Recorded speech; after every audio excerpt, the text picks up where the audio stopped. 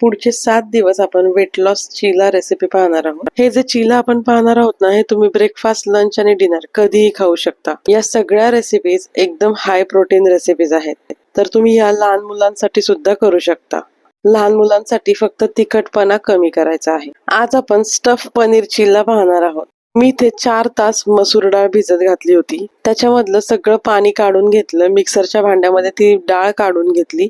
मग त्यामध्ये मिरची, लसूण आणि आलं घातलं आणि त्यात अगदी थोडंसं पाणी घालून हे छान असं बारीक वाटून घेतलं. बॅटर खूप जास्त घट्टही नाही करायचं आणि पातळही नाही करायचं, मीडियम ठेवायचंय. आता या चीलामध्ये स्टफिंग करण्यासाठी मी इथे या चॉपरमध्ये कॅप्सिकम आणि ऑनियन बारीक कट करून घेतलंय. त्यावरती 50 ग्रॅम मी पनीर खिसून घेतलंय.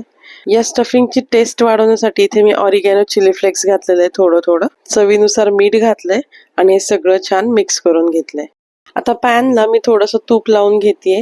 ऑलिव्ह ऑइल, बटर किंवा आपलं साधं ऑइल सुद्धा तुम्ही वापरू शकता, पण साधं ऑइल खूप कमी प्रमाणात वापरायचंय आणि हा चीला शक्यतो नॉनस्टिक पॅनवर करायचा आहे.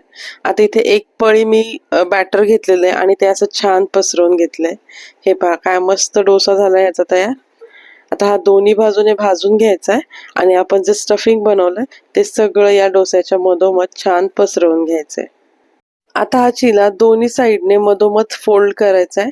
आपला स्टफ चीला तयार आहे. आता हे होममेड ग्रीन चटणी बरोबर तुम्ही खाऊ शकता किंवा दही सोबत खाऊ शकता, पण सॉस आणि मेयोनीज तुम्ही यासोबत वापरू नका.